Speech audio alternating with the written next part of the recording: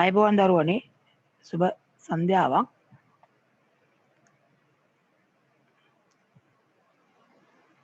ගිය සතියේ අපි සත්ත්ව වර්ගීකරණය යටතේ එක කාණ්ඩයක් ගැන කතා කළා මතක ඇති. දැන් අද අපිට එතනින් එහාට තමයි කතා කරන්න තියෙන්නේ. තාම මේ සමහර කට්ටිය එකතු වෙමින් ඉන්නවා. ඒ නිසා චුටි වෙලාවක් මම මේ බැලුවේ. තාම සමහර අය එකතු වෙමින් ඉන්න නිසා පොතේ එහෙම ගන්නකෝ ඔයගොල්ලන්ගේ සටහන් ලියන පොත. දැන් ඒක සටහන කියලා ඇතිනේ නේද? තව කට්ටිය එකතු වෙන නිසා විනාඩියක විතර කාලයක් චුට්ටක් බලමු අපි. අනිත් අය ගන්නකෝ පොත අරගෙන කරපුවා මොනවද කියලා චුට්ටක් බලන්නකෝ.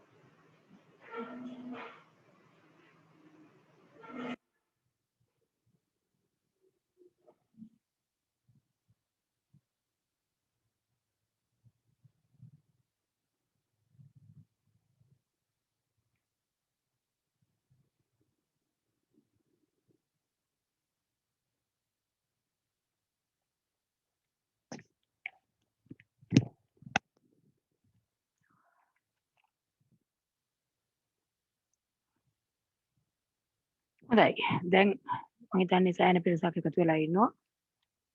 අපි ගිය සතියේ කතා කරපු කාණ්ඩය නිඩාරියා කියන කාණ්ඩය. සෙන්ටරේටා කියලාත් ඒගොල්ලන්ට කියනවා. චුට්ටක් මේ මතක් කරොත් එහෙම.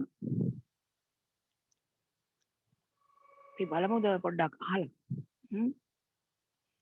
මේ නිඩාරියා කාණ්ඩයට අයිති උදාහරණ කීපයක් ගැන අපි කතා කරානේ. නිසල් නිඩාරියාවන්ට අයිති උදාහරණයක් කියන්නකෝ. ඔයාලට මයික් එක ඔන් කරන්න පුළුවන් නිසල්. තීක්ෂණ සර් නිඩාරියට අයිති මේ සතෙකුගේ නම ඔව් සතෙක්. ලෝඩියා.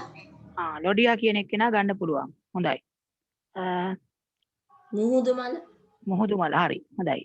මට වෙන එක්කෙනෙක් කියන්න බලන්න විදාස්. ඔව් මයික් එක ඔන් කරලා වාට කියන්න පුළුවන් විදාස්. කියන්න බලන්න. කියනවා මේ සද්ද ඇහෙන්නේ නැහැ මට කියන බව නම් පේනවා. පූජනී උදාහරණයක් කියන්න බලන්න නිඩාරියාවකට. Jellyfish මුහුදුමල jellyfish. හොඳයි. දැන් මේ නිඩාරියාවන්ගේ හරි. නිඩාරියාවන්ගේ ලක්ෂණ පොඩ්ඩක් මතක් කරගන්න බලන්න. නිඩාරියාවන්ගේ ලක්ෂණ. තිහාන් කියන්න බලන්න එකක්. ආර්ය සම්මිතියක් දක්වයි. හොඳයි. ආර්ය සම්මිතියක් දක්වනවා. සිතුකි ලක්ෂණයක් කියමු බලන්න නිඩාරියාවන්ගේ. මයික් එක ඔන් කරලා කියන්නකෝ. නිඩාරියා වංශයේ සතුන් වර්ග දෙකකට බෙදෙනවා. මොලස්කා දේහ හැඩයයි බුහුබාකාර දේහ හැඩයයි. හරි. බුහුබාකාර දේහ හැඩය නම් හරි. බුහුබාකාර හරි. අනිත් හැඩය පැටළුණා නේද? මෙඩුසාකාර. හරි. මෙඩුසාකාර සහ බුහුබාකාර. හොඳයි. දැන් ලක්ෂණ දෙකක් කිව්වා. තව වෙන එක්කෙනෙක් කියන් බලන්න නිඩාරියාවන්ගේ ලක්ෂණයක් කියන්න පුළුවන් අය තව කවුද? නිඩාරියාවන්ගේ. ඔව් මතක් කරගත්ත කට්ටිය කවුද ඉන්නේ? ඔවින්දු. ඔව් කියන්න බලන්න ඔවින්දු. නිඩාරියාවන්ගේ ලක්ෂණයක්. සර් මුඛය වටා ග්‍රාහිකා පිහිටයි. ඔව් හොඳයි. මුඛය වටා ග්‍රාහිකා පිහිටලා තියෙනවා. ඒකත් නිඩාරියාවන්ගේ විශේෂ ලක්ෂණයක්. ඒතර නිඩාරියාවන් කියන කට්ටියට අපි කෝ අයිති වෙනවා කියලා මුහුදු මල, ජෙලිෆිෂ්, කොරල් බුහුබාවන්, හයිඩ්‍රා වගේ අය. ඒතර මේගොල්ලන්ගේ දේහයේ අරිය සමිතියක් තියෙනවා. දේහ ආකාර දෙකක් තියෙනවා. මෙඩුසාකාර සහ බුහුබාකාර. මුඛය වටා ග්‍රාහිකා තියෙනවා. ඒ ග්‍රාහිකාවලත් අර මේ දංශක කෝෂ්ඨ කියලා විෂ ස්‍රාවය කරන කටු වගේ ව්‍යුහ තියෙනවා. මේගොල්ලන්ගේ විශේෂම දෙයක් තමයි මේ කොරල් බුහුබාවෝ ඒගොල්ලෝ ස්‍රාවය කරන අර සැකිලි කොටස් මගින් තමයි අපි දකින කොරල් පර හදලා තියෙන්නේ. හොඳයි. ඊට පස්සේ අපිට කතා කරන්න තියෙන කාණ්ඩය තමයි ඇනලීඩා කියන කාණ්ඩය. ඇනලීඩා. දැන් මේ ඇනලීඩා කියන කාණ්ඩයට ඔයගොල්ලෝ මේ වර්ගීකරණය පාඩමේ දැන් එක එක මේ ජීවීන් වර්ග කාණ්ඩ ගැන ඉගෙන ගන්නවානේ. එතකොට වඩා පහසුයි මේ කාණ්ඩවල ලක්ෂණ මතක තියාගන්න ඉස්සල්ලාම මේ ඒ කාණ්ඩයට අයිති සත්තු කවුද කියන එක උදාහරණ මතක තියාගන්න. එතකොට ඒගොල්ලන්ගෙන් අර කාණ්ඩයේ ලක්ෂණ මතක් කරගන්න පහසුයි. දැන් නිඩාරියා කියපුවාම මුහුදු මල, හයිඩ්‍රා, ජෙලිෆිෂ්. එතකොට ඒකම මුහුදු මල කියන එක්කෙනාගේ හැඩය මතක් කරගත්තාම අර ග්‍රාහිකා මතක් කරගන්න පුළුවන්. දේහ හැඩය, සිලින්ඩ්‍රාකාර හැඩය මතක් කරගන්න පුළුවන්. ජෙලිෆිෂ් කියන එක්කෙනා ගත්තාම අර කුඩේ අක්තිගෑරියා වගේ හැඩය.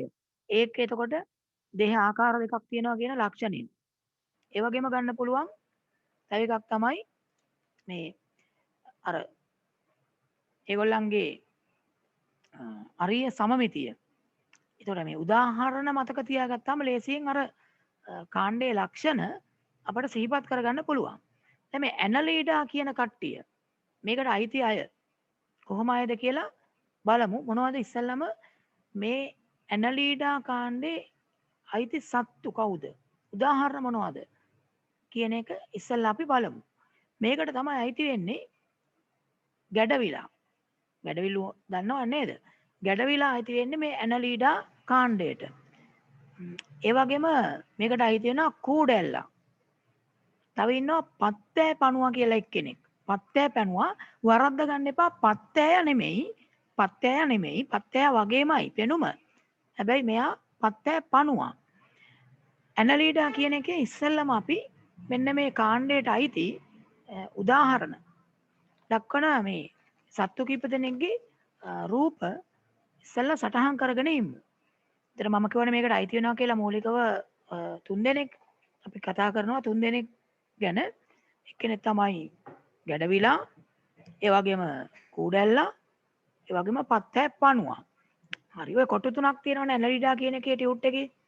එතන අපි බලමු රූප කීපයක් අඳින්න. ඉස්සෙල්ලා එතන උදාහරණ ටික සටහන් කරගෙන ඉමු.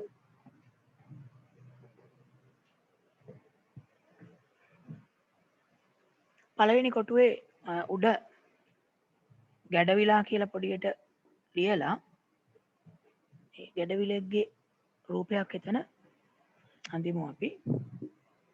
මේ විදිහට ගැඩවිලෙක් ගත්තොත් හොඳට බැලුවොත් ගැඩවිලෙක්ගේ මේ මෙන්න මේව රේඛා වගේ තියෙනවා ඇඟේ. කෑලි කෑලි වෙන් වෙලා වගේ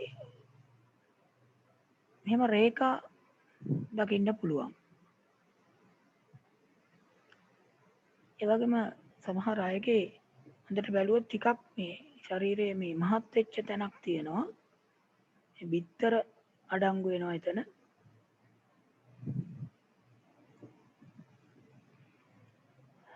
මේ වගේ ස්වරූපයක් තමයි ගැඩවිලාගේ තියෙන්නේ. මේ කොටස් වලට වෙන් වෙලා තියෙනවා. අපි කියනවා මේ දේහය ඇඟ අර ඛණ්ඩණය වෙලා කැබලි විදිහට වගේ වෙන්වීමක් පෙන්නනවා. දේහ ඛණ්ඩ කියලා මේවට කියන්නේ.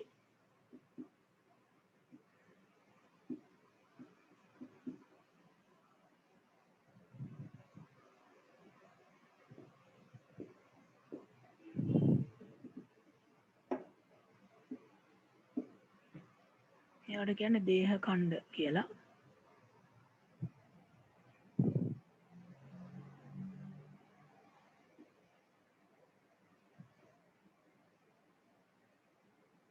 මේ ඉදිමිලා වගේ තියෙන තැන කියනවා මෙවුල කියලා. තෙතමනයක් තියෙන මෘදු වගේ දේහයක් තියෙන තෙතමනයක් සහිත දේහයක් තියෙන්නේ. අපිට පේන්නේ නැති වුණාට හැබැයි මේකේ මේ අර මේ දාර වගේ තියෙන මේ දේහ ඛණ්ඩ වෙන් වෙන දාරවල තියෙනවා මේ සියුම් කෙඳි, ඒ කියන්නේ සියුම් කටු වගේ නිකන් ස්වභාවයක්, රළු ස්වභාවයක් තියෙන එක. මේ නිකන් බැලුවට පේන්නේ නැහැ. ඕනනම් බලා ගන්න ඕන නම් ගැඩවිල්ලේ කරගෙන අත ගාලා බලන්න. මේ දාර දිගේ අත ගාපුවාම රළු ගතියක් තියෙනවා. ඒ වගේ දැඩි කෙඳි කියලා ඒවට කියන්නේ. මෙයාගේ එහෙම ලොකු ලොකුවට මේ කෙඳි වගේ පේන්නේ නැහැ. ඒක හොඳට පේනවා. හැබැයි මේ අර පත්තය පණු වගේ එහෙම දැඩි කෙඳි කියන ඒවා මේ දාර වගේ තියෙන්නේ රළු ස්වභාවයක් තියෙනවා. මේ එතකොට ගැඩවිලා. හරි. රූපයක් අඳිමුකෝ. අර පළවෙනි කොටුවේ ගැඩවිලගේ රූපයක් අඳිමු.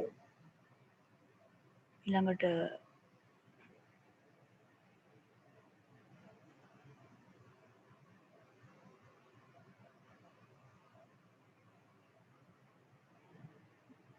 අනිත් එක්කෙනා තමයි මේ කූඩැල්ලා. එයාගෙත් අර වගේම මේ රේඛා විදියට වෙන් වෙලා තියෙනවා දේහ ඛණ්ඩ. මේ කැබලි කැබලි වගේ තියෙනවා. හොඳට බැලුවොත් අපි කියනවා ඒකට මේ දේහය ඛණ්ඩණය වෙලයි කියලා. රේඛා වගේ ව්‍යුහ වලින් වෙන් වෙලා වගේ තියෙනවා කූඩැල්ලා.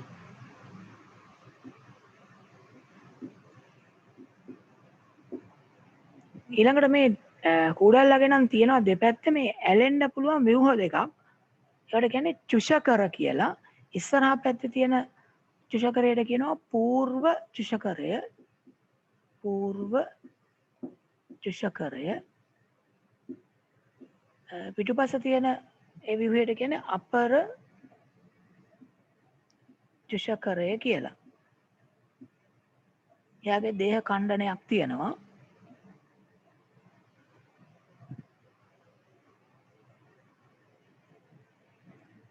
එයාගේ රූපයක් අඳිමු. එතන අපි මේ పూర్ව චුෂකරය, මේ අපර චුෂකරය.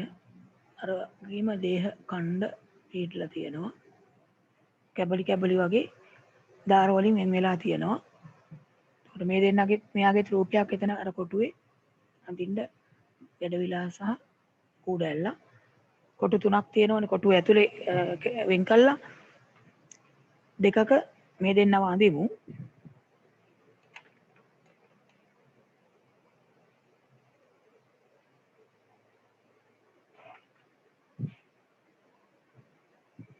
රූප දෙක අඳිමු. අර තුන්වෙනි කොටුවේ පත්තය පණුව අඳින්න තියෙන්නේ.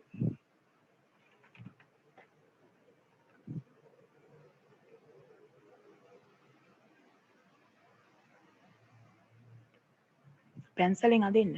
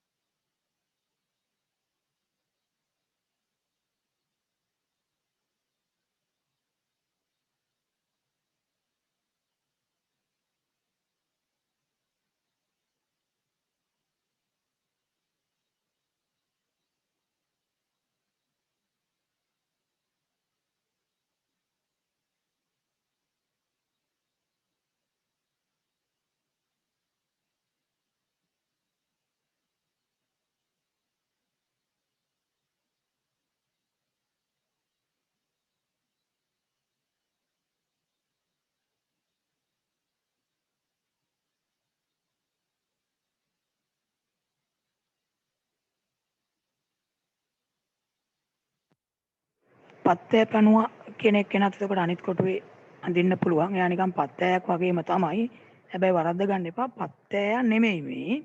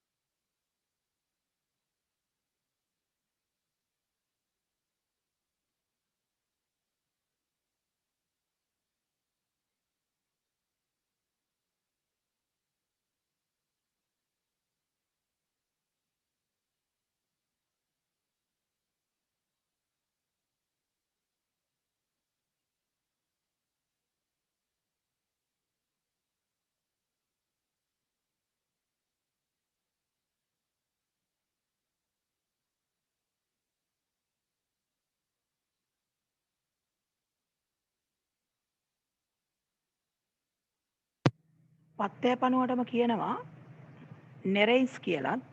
පත්තෑ පණුවටම එයාගේ දැඩි කෙඳි අර පැහැදිලිව පේනවා. ඒ දැඩි කෙඳි කියන ඒවා තමයි අර මං කිව්වේ ගැඩවිලාගෙත් අර නිකන් අලුවට කටු කටු වගේ අහු වෙනවා කියලා අර දාරවල මෙයාගේ පැහැදිලිවම දැඩි කෙඳි කියන ඒවා පේනවා. පත්තෑ පණුව එහෙම නැත්නම් නෙරෙයිස්. එයාගේ රූපේ මෙතන අඳින්න.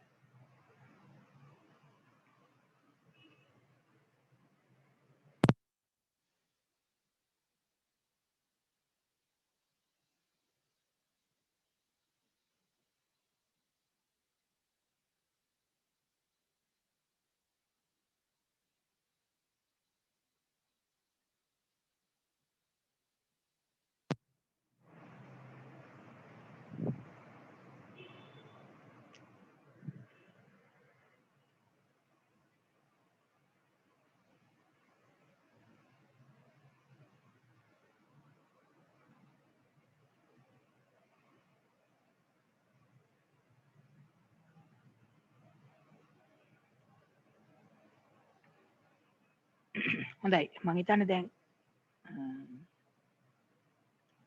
ඉතලා ඉවරයි ගොඩක් අය නම්. එතකොට මෙතන ප්‍රධාන උදාහරණ තුනක් තියෙනවා. ඇනලීඩාවන්ට එක්කෙනෙක් ගැඩවිලා, තව එක්කෙනෙක් කූඩැල්ලා, තව එක්කෙනෙක් තමයි පත්තෑ පණුවා. හරි දැන් අතන ඉවරයිනේ. බලන්න මේකේ මේ ලක්ෂණ බැලුවොත් ඇනලීඩා කියන කාණ්ඩේ ඇනලීඩාවන්ගේ ඔයගොල්ලන්ට මතකද කලින් දවසේ අපි කතා කරපු නිඩෑරියාවන්ගේ අර සමමිතිය මොන සමමිතියක්ද ඒගොල්ලන්ගේ තිබුණේ? අරීය සම්මිතියක්. විවිධ තල ඔස්සේ සමාන කොටස් දෙකකට බෙදන්න පුළුවන්.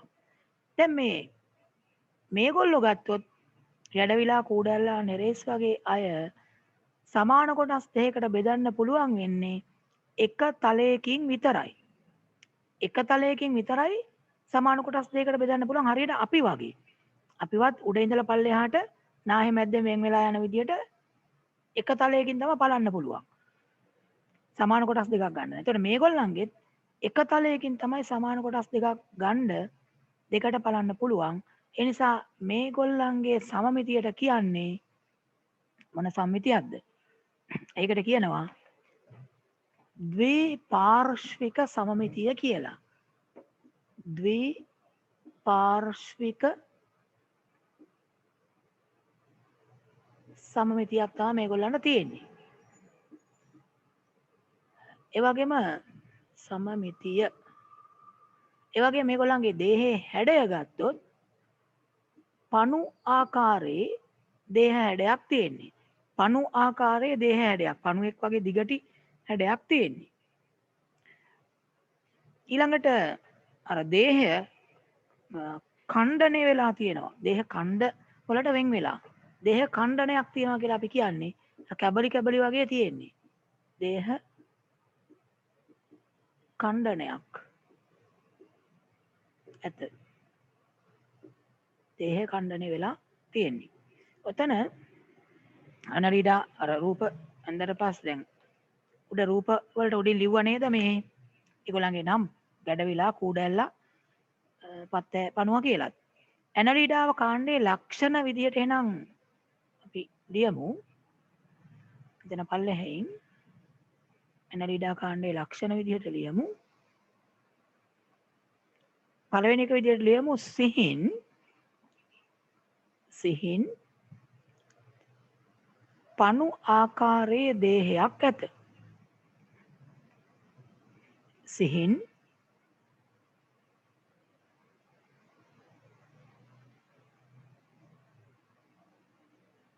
සිහින් පණු ආකාරයේ දේහයක් ඇත. ඇනලිඩා කාණ්ඩේ එක ලක්ෂණයක් විදියට ලියන්න ඒක. සිහින් පණු ආකාරයේ දේහයක් ඇත.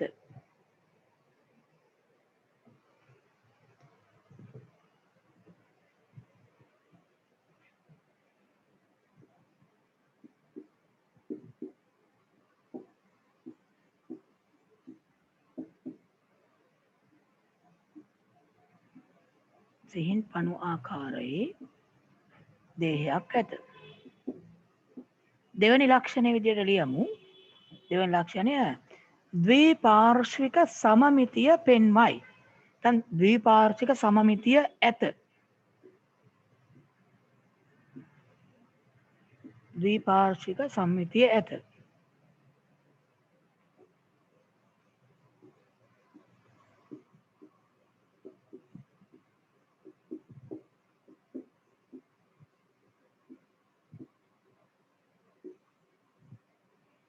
ද්විපාර්ශ්වික සමමිතිය ඇත. ඒ වගේම දැන් ද්විපාර්ශ්වික සමමිතිය කියන්නේ එතකොට මතක තියාගන්න අර සමාන කොටස් දෙකකට බෙදන්න පුළුවන් එක තලයක් ඔස්සේ පමණයි. සමාන කොටස් දෙකකට බෙදන්න පුළුවන් එක තලයක් ඔස්සේ විතරයි. ඊළඟට තව ලක්ෂණයක් විදිහට ගත්ත හැකි අපිට දේහය ඛණ්ඩ වලට බෙදී ඇත. තුන්වෙනි ලක්ෂණය විදිහට ලියමු. දේහය ඛණ්ඩ වලට බෙදී ඇත. දේහය ඛණ්ඩ වලට බෙදී ඇත.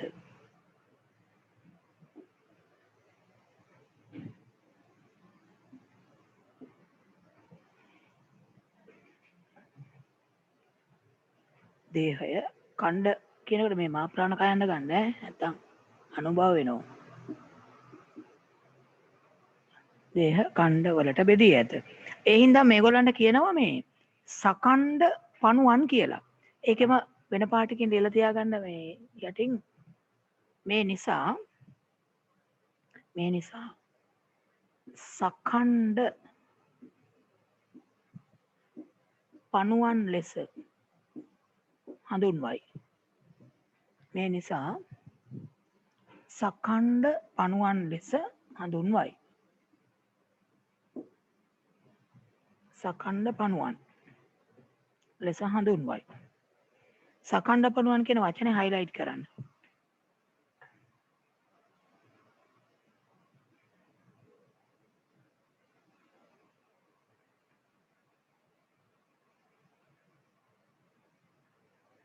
මේ නිසා සකණ්ඩ පණුවන් ලෙස හඳුන්වයි. එතකොට ඔන්න ඇනලීඩාවන්ගේ අර නිඩාරියාවන්ගේ තරම් ගොඩක් මතක තියාගන්න නැහැ. උදාහරණ එතකොට ගැඩවිලා කූඩැල්ල පත්තෑ පණුවා ප්‍රධාන ලක්ෂණ ද්විපාර්ශ්වික සම්මිතිය තියෙනවා පණුවාකාරයේ දේහ හැඩයක් තියෙනවා දේහ ඛණ්ඩනයක් නැත්නම් දේහ ඛණ්ඩවලට වෙන් වෙලා තියෙනවා. ඒක තමයි ප්‍රධාන මේගොල්ලන්ගේ ලක්ෂණ විදිහට අපි ගන්නෙ. ඊළඟ කාණ්ඩයේ විදිහට තියෙනවා මොලුස්කා කියලා. මොලුස්කා. ඒක වචනේ කියනකොටම නිකන් මොලුස්කා කියන නිකන් මෘදු කියන තේරුමක් එනවනේ. මොලොක්. මේගොල්ලන්ගේ තියෙන මෘදු දේහයක්. ඒ හින්දාම කියනවා මෘද් වංගීන් කියලා. මෘද් වංගීන්. බින්දුවකුත් එන්න ඕන. මෘද් වංගීන් කියලා වචනේ මේ විදිහට එන්න ඕන මේ එතන අර බින්දුවක් හැලිලා තියෙන මෘද් වංගීන් කියන එක.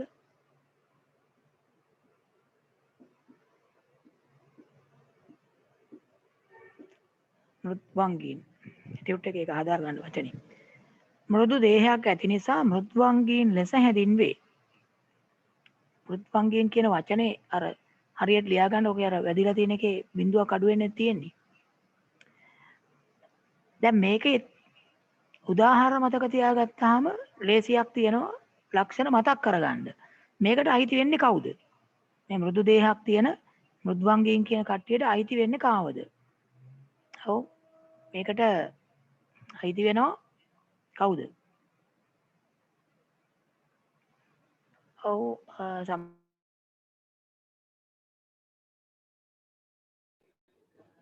සර් ගොළු බැල්ල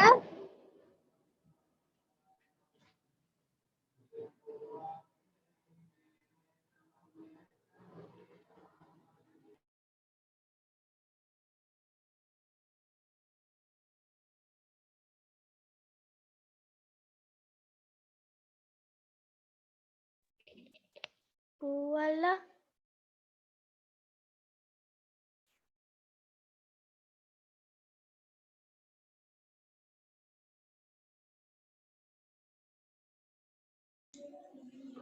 දෙපියන් බෙල්ල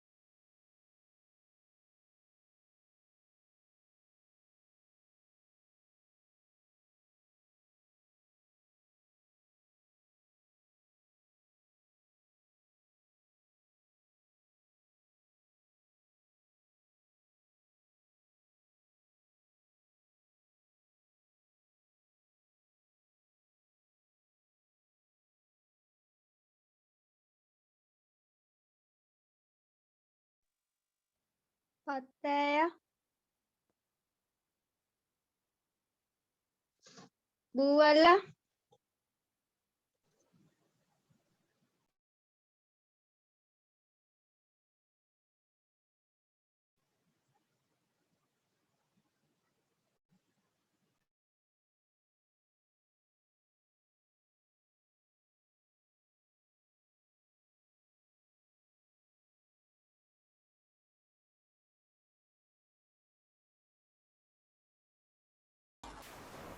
සර් ඇහෙන්නේ නැහැ.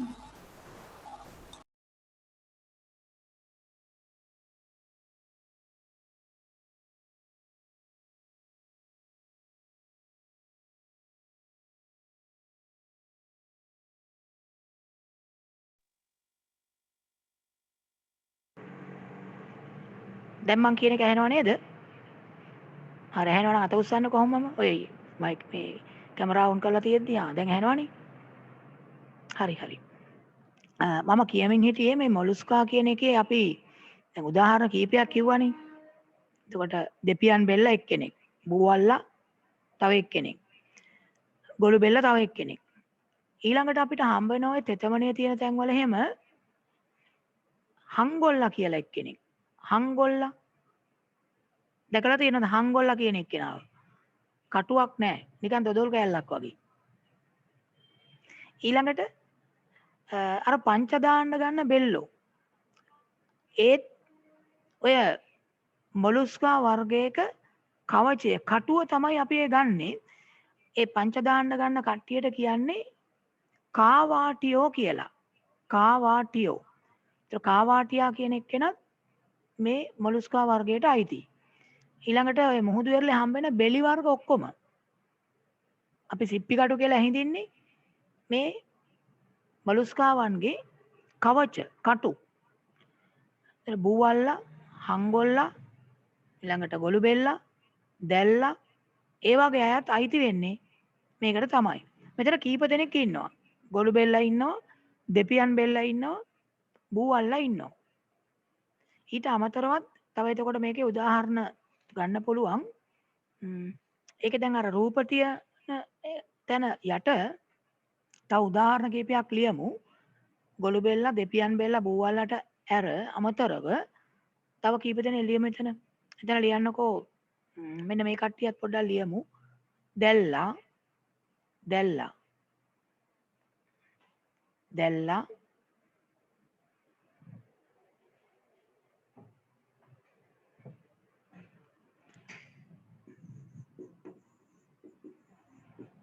කාවාටියා,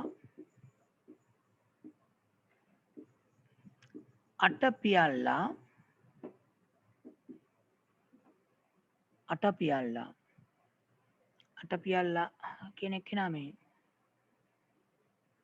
ඒත් මුහුදු වෙරළේ හම්බෙන එක්කෙනෙක් මේ වගේ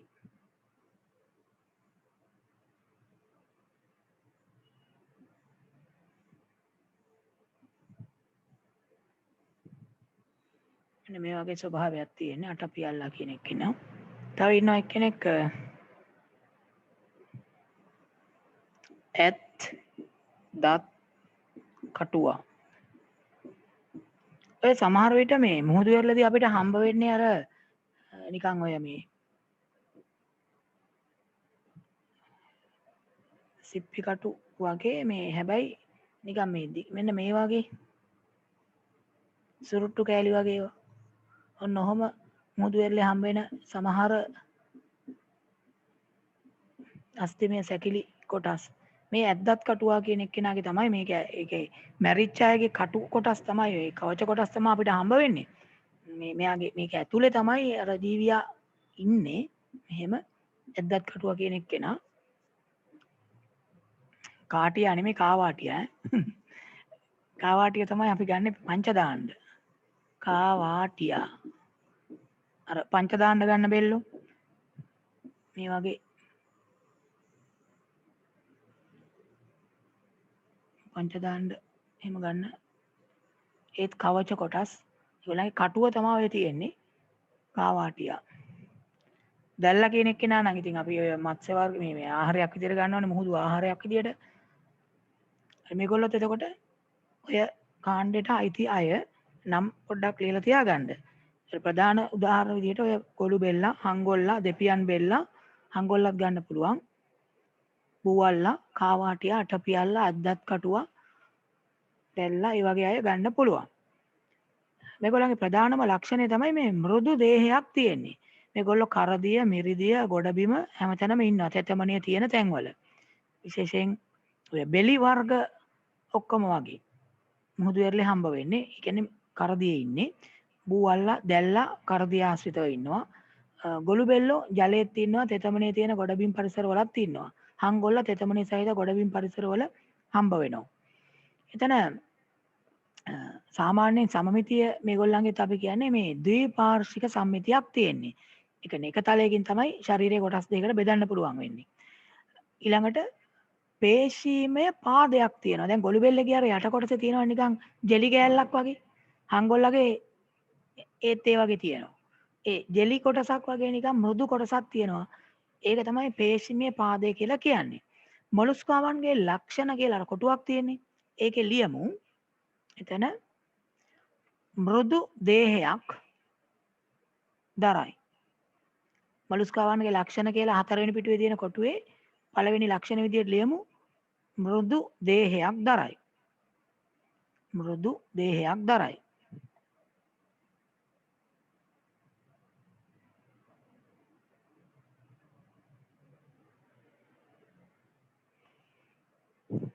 මොලුස්කාවන්ගේ ලක්ෂණ අපි දැන් ලියන්නේ.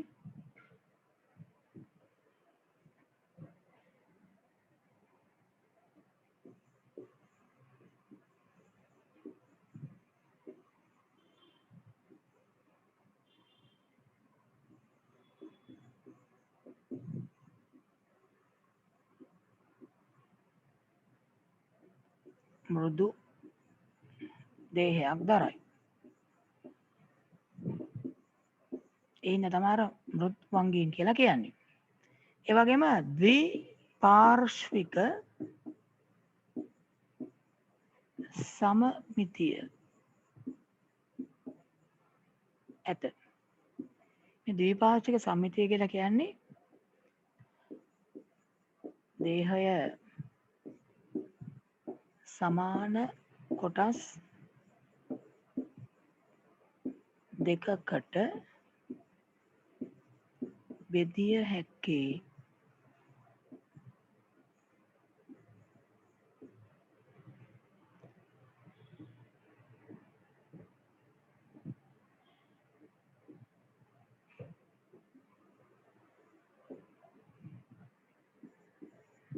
එක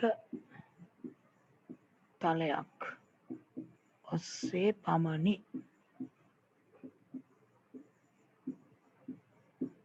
ඒකයි ද්විපාර්ශ්වික සම්මිතිය කියලා කියන්නේ.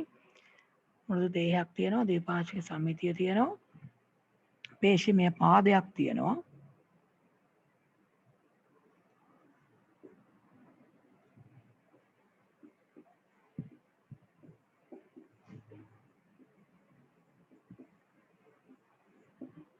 පේශීමය පාදයක් තියෙනවා.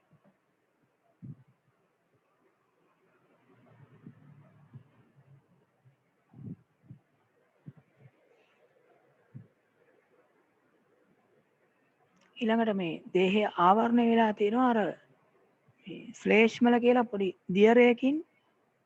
දියරයක් ශ්‍රාවය වෙන දේහාවරණයක් තමයි තියෙන්නේ.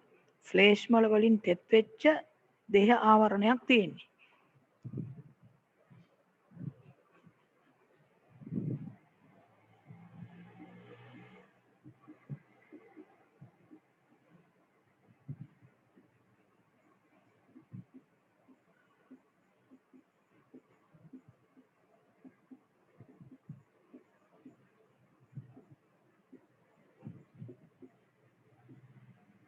ශ්ලේෂ්මලෙන් තෙත් වූ දේහාවරණයක් ඇත.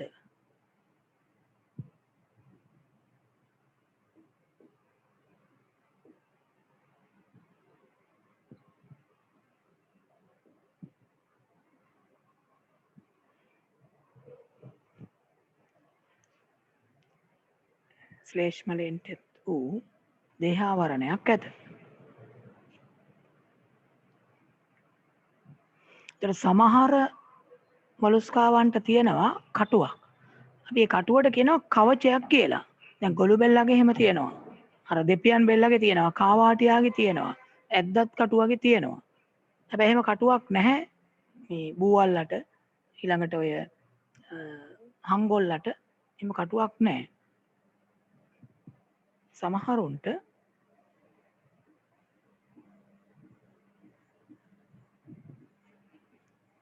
කවචයක් ඇත.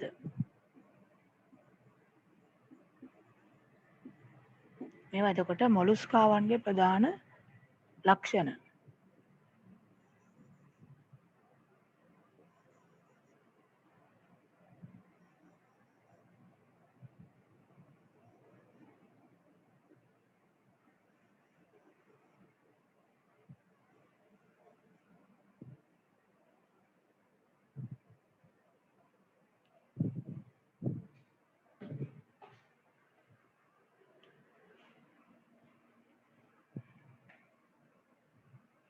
හරි එතකොට ප්‍රධාන ලක්ෂණ විදිහට අපිට මේ ලක්ෂණ මතක තියාගන්න වෙනවා. දැන් ගොළු බෙල්ලෙක් මතක තියාගත්තා නම් සෑහෙන කාරණා මතක තියාගත්තා. ඒ මෘදු දේහයක් තියෙනවා. ද්විපාර්ශ්වික සම්මිතිය පේශිමේ පාදය තියෙනවා. අර ගොළු බෙල්ලෙක් ගියාම දැකලා ඇතිනේ මේ නිකන් බිම සෙවල වගේ හිටිනව නේද? ඒ අර ශ්ලේෂ්මලයේ තමයි හිටින්නේ. හංගොල්ලගෙත් එහෙම හිටිනවා. නිකන් පාරක් හිටින්නේ සෙවල වගේ. ඒ ශ්ලේෂ්මලය. ඒ වගේම කවචයක් කටුවක් තියෙනවා ගොළු බෙල්ලට. දැන් මේ ගොළු බෙල්ලගේ මූලික අර දේහය ස්වභාවය මොනවද තියෙන කොටස් කියන එක පොඩ්ඩක් අපි මතක තියාගන්න ඕන. ඒ කියන්නේ දැන් පේශිමේ පාදය අපිට අඳුර ගන්න පුළුවන් ගොළු බෙල්ලෙක්ගේ කවචය අඳුර ගන්න පුළුවන්. එතන අර ගොළු බෙල්ලෙක්ගේ දේහ ස්වરૂපය කියලා තියෙන එකේ එතන ගොළු බෙල්ලෙක්ව අඳිමු බලන්න. ගොළු බෙල්ල දැකලා තියෙනවද නේ? ගොළු බෙල්ලෙක් අඳිමු බලන්න.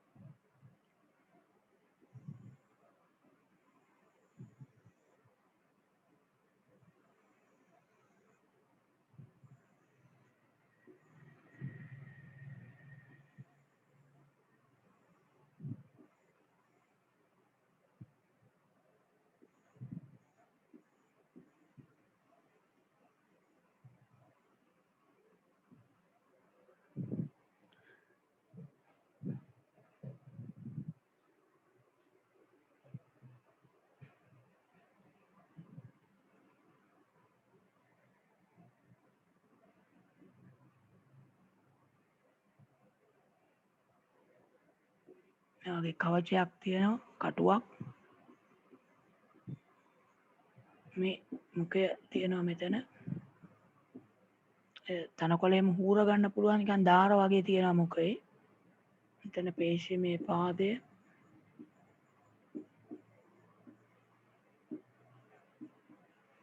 අර නිකන් අන් දෙකක් වගේ තියෙන ඒවට කියන්නේ ස්පර්ශක කියලා.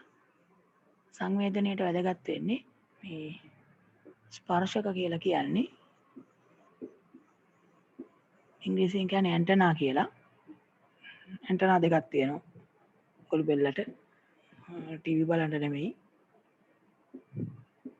වෙන්න මුඛය, කවචය, ස්පර්ශක, පේශිමේ පාදය.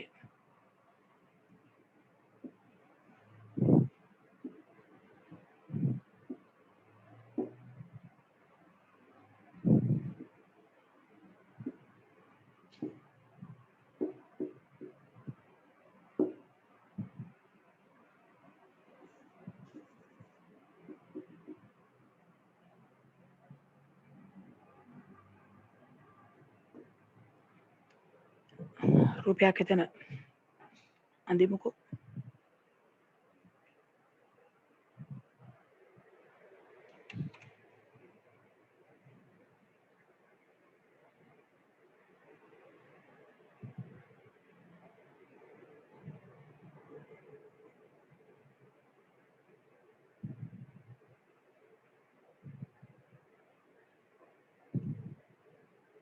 හොඳයි දැන් සමහර අය ලස්සනට ඇඳලා තියෙනවා. ඔව් පූජනී ඉඳලා තියෙන හොඳයි.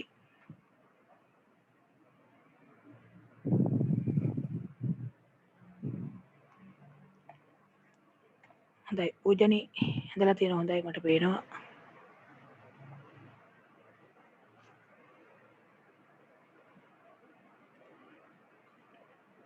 විදස් හොඳයි ඇඳලා තියෙනවා.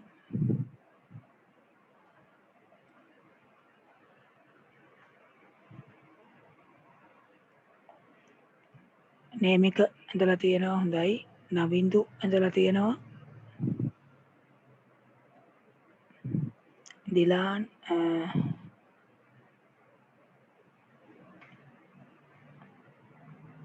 නවින්දු හොඳයි. ඔවින්දු ඇඳලා තියෙනවා.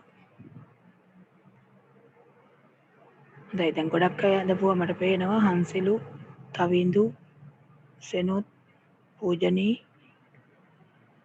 තිහාන්, දුල්සඳි හොඳයි.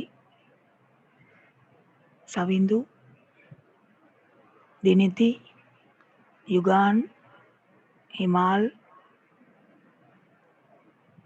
ආකාශ්, සන්දීප්, මිත්සිලු, මනුග, විහංගි, හිරුෂි, සෙනුෂි, යෙනුලි,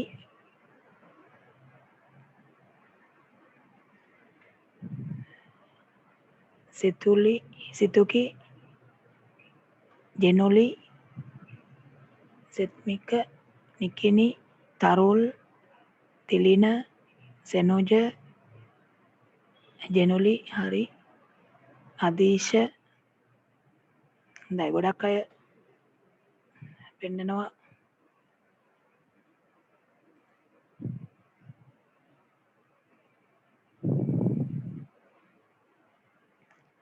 දැන් ඔය කැමරා ඔන් කරන්නේ නැතිව ඉන්න කට්ටිය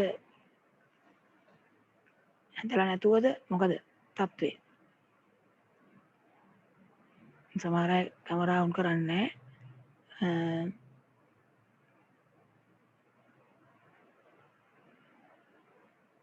තමන්ගේ මුන්ට වඩා ලස්සනයි කියලා හිතන මූණු මං හිතන්නේ සමහර කට්ටිය දාලා ඉන්නවා.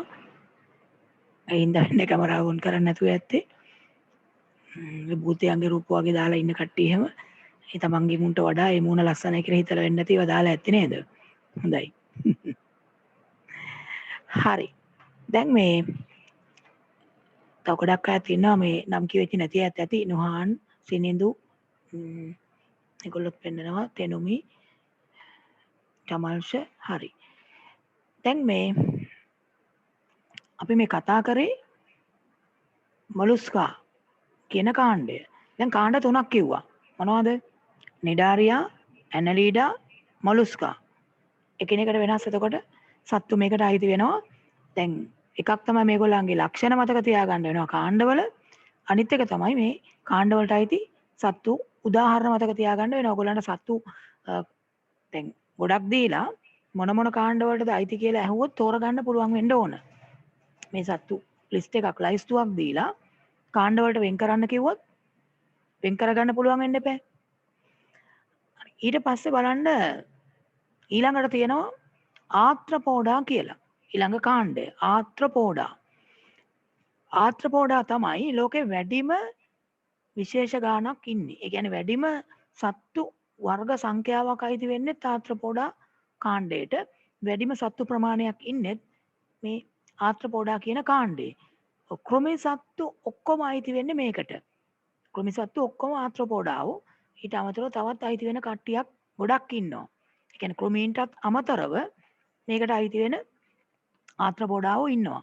එතකොට දැන් ගෝනුස්සා, පත්තෑයා, ඉස්සා, පොකිරිස්සා, කුරුමිනියා ඊළඟට අර කෘමීන් විදියට ගන්න මදුරුවා, මැස්සා, කුහුඹුවා, දිමියා, කඩියා, කැරපොත්තා, සමනලයා, බඹර, දෙබරා මේ ඔක්කොමත් අයිති වෙන්නේ ආත්‍රපෝඩා කාණ්ඩයට. එතකොට තේරෙනවා ඇති සත්තු වර්ග සංඛ්‍යාවත් වැඩි.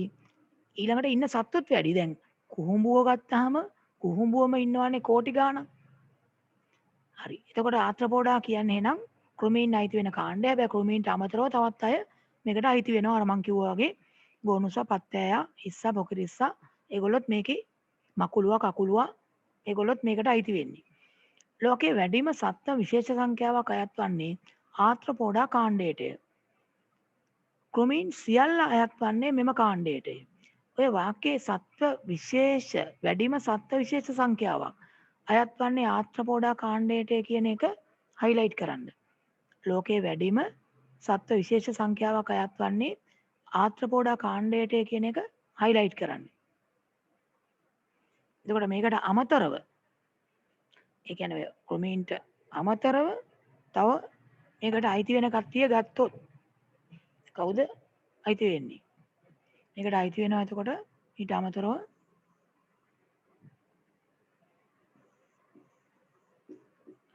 ගෝනුස්සා,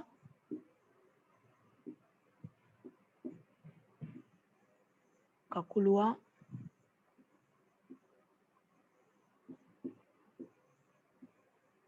මකුලුවා,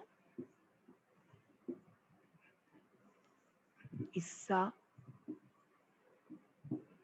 පොකිරිස්සා මේකෙන් කීපයක් ලියන්න. පත්තෑයා ඔන්න මේකට අයිති වෙන්නේ. අර පත්තෑයා පණුව අතන හිටියේ මේ පත්තෑයා හැකරැල්ලා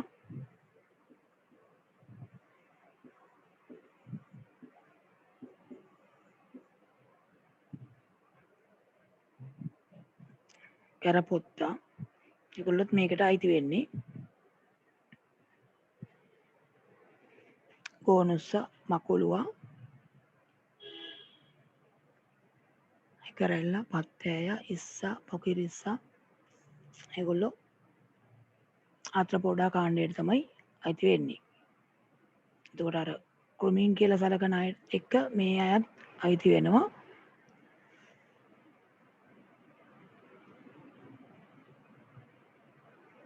ඉතින් කෘමීන් විදියට ගත්තොත් මැස්සෝ, මදුරුවෝ, සමනල්ලු, කුහුඹුවෝ, කඩිදිමි ඒගොල්ලෝ අයිති වෙනවා.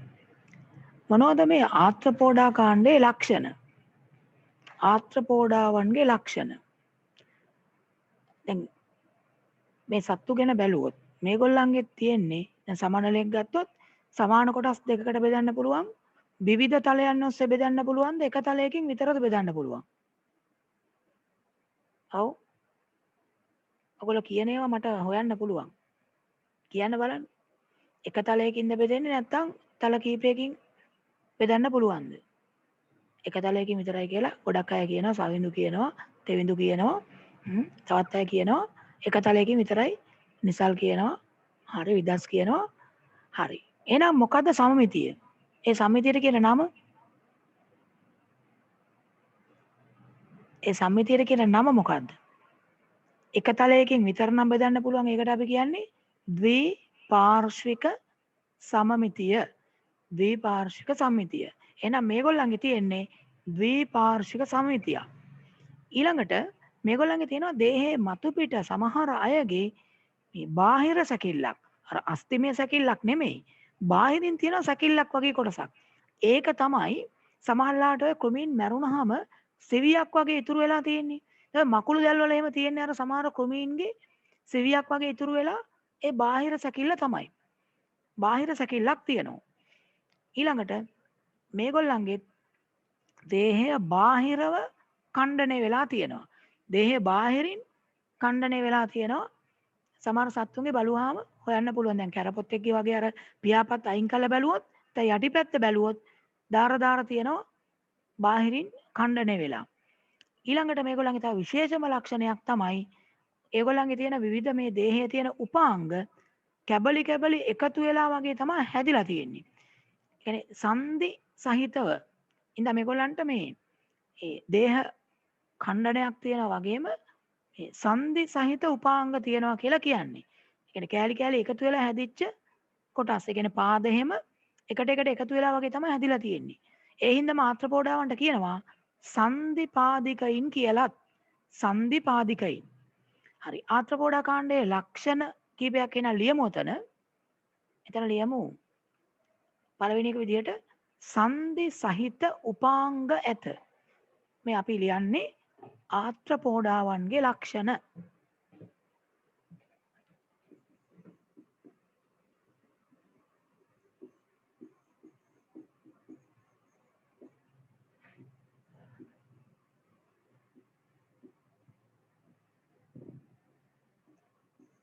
සන්ධි සහිත උපාංග ඇත. මේ නිසා සන්ධිපාදිකයින් මේ නිසා සන්ධිපාදකයින් ලෙසද හැඳින්වේ.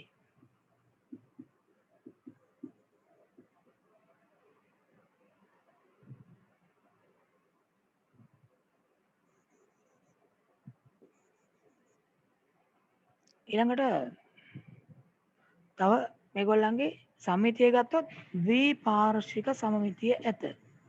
ද්විපාර්ශ්වික සමමිතිය ඇත. ද්විපාර්ශ්වික සම්මිතිය ඇත. ඊළඟට මේ සමහර අර දේහේ මතු පිට බාහිර සැකිල්ලක් තියෙනවා. කරපොත්තක එහෙම තියෙනවා. සමහර මේ කරපොත්තක නෙමෙයි මේ සමහර කුරුමිනියන්ගේ එහෙම හොඳින්ම මේක අඳුර ගන්න පුළුවන්. දේහ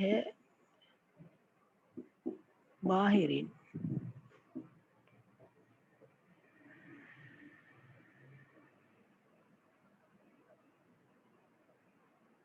මතු පිට සැකිල්ලක් ඇත.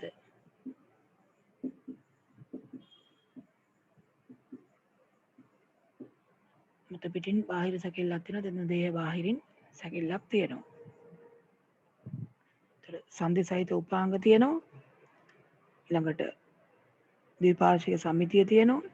දේහ බාහිරව ඛණ්ඩණය වෙලක් තියෙනවා. කැබලි විදියට වෙන් වෙච්ච ස්වභාවයක් පෙන්වනවා බාහිරින්.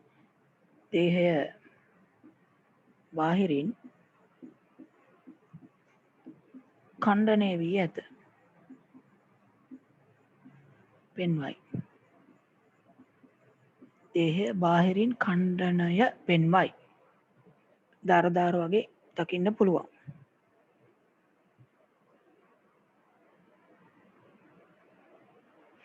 සමහර විශේෂවලට පියාපත් තියෙනවා.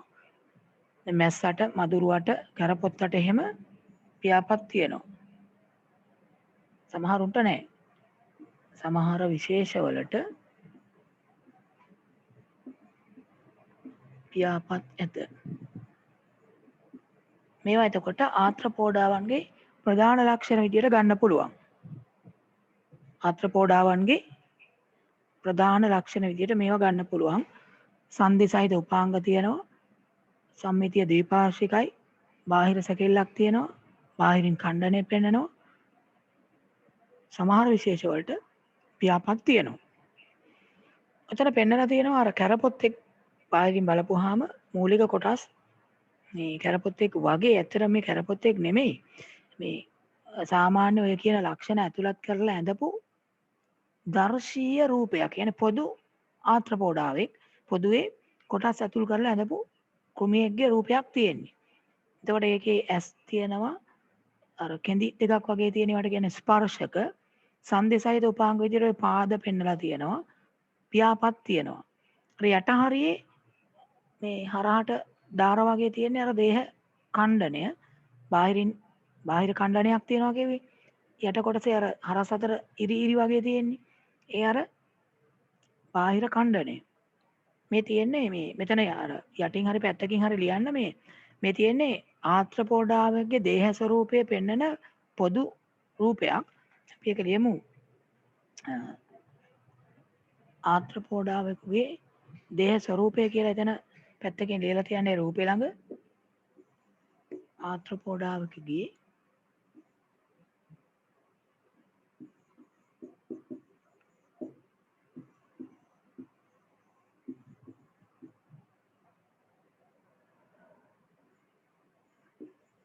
දේහ ස්වරූපය කෘමි සතෙක්ගේ මේ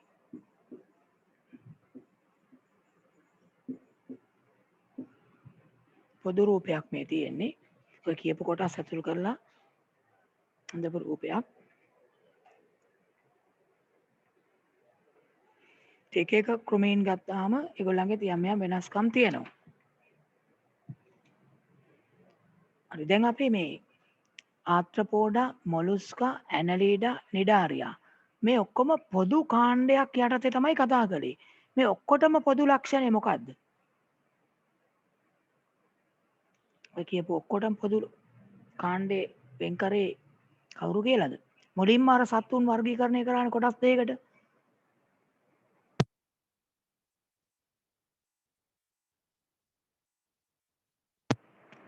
ඔව් මේගොල්ලන්ට කියන්නේ අපෘෂ්ඨ වංශීන්. හරි. පූජනි කියනවා අපෘෂ්ඨ වංශීන් කියලා. හරි අපෘෂ්ඨ වංශීන් කියලා කියන්නේ කොඳු වැට පෙලක් නැති අය. හරි අනිත් කාණ්ඩය තමයි පෘෂ්ඨ වංශීන්. පෘෂ්ඨ වංශීන් කියන්නේ කොඳු වැට පෙලක් තියෙන අය. හරි. ඒගොල්ලෝ සාමාන්‍යයෙන් අපි කියන්නේ වඩා දියුණු අය කියලා. පෘෂ්ඨ වංශීය අය. නැත්නම් කොඳු වැට පෙලක් තියෙන අය. මේකටත් ප්‍රධාන කාණ්ඩ 5ක් අයිති වෙනවා පෘෂ්ඨ වංශීන් කියන කොටසට. ඊට පස්සේ තියෙන්නේ ප්‍රධාන පෘෂ්ඨ වංශී කාණ්ඩ කියලා. නේද? එතකොට මේ කොඳු වැට පෙලක් තියෙන පෘෂ්ඨ වංශී කියන කොටසට අයිති වෙනවා ප්‍රධාන කාණ්ඩයන් 5ක්. අපිට ඊට පස්සේ කතා කරන්න තියෙන්නේ පෘෂ්ඨ වංශීන් ගැන. මේ පෘෂ්ඨ වංශීන් කියන අය බෙදුවොත් මේ විදිහට කොටස් 5කට අපිට වෙන් කරගන්න පුළුවන්.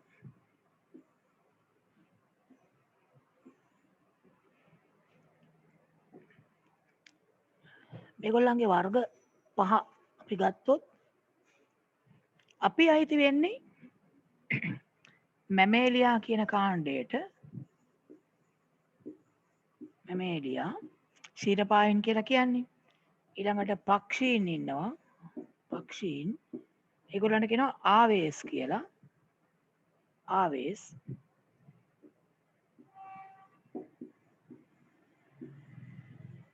ඊළඟට රෙප්ටීලියා ඉන්නවා උරංගයෝ.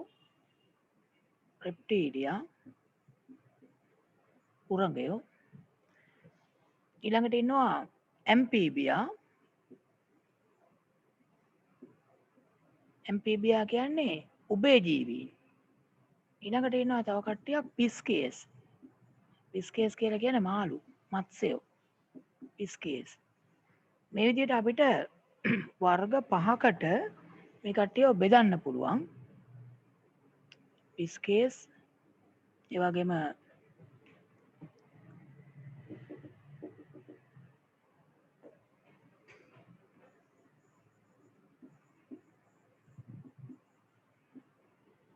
මැමේලියා කියලා කියන්නේ ක්ෂීරපායින්.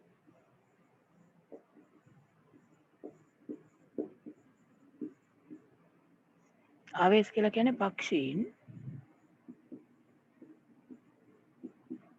රෙප්ටිලියා කියලා කියන්නේ උරංගයින්. ඇම්පීබියා කියන්නේ උභයජීවීන්.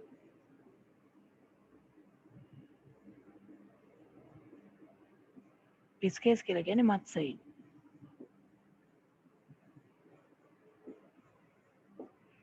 ඔය ඉන්නේ ප්‍රධාන පෘෂ්ඨ වංශී කාණ්ඩ. පිස්කේස් කියන්නේ මත්ස්‍යෝ. ඇම්පීබියා කියන්නේ උභයජීවීන්. ඇම්ෆීබියා කියලා ලියන්න. ඇම්ෆීබියා.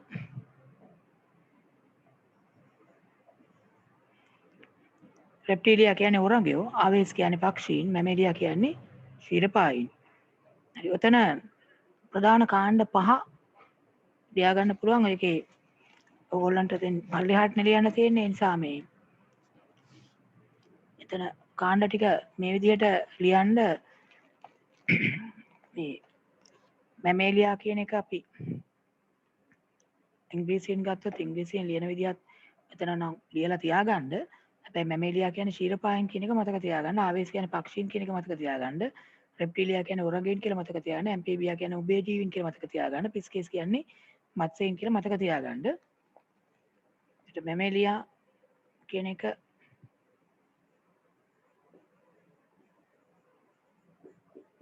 මැමේලියා ඒ වගේම ආවේස් රෙප්ටිලියා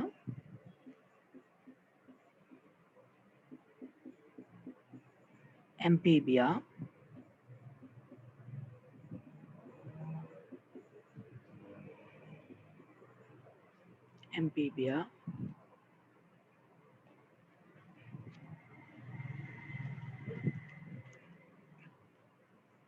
පිස්කේස්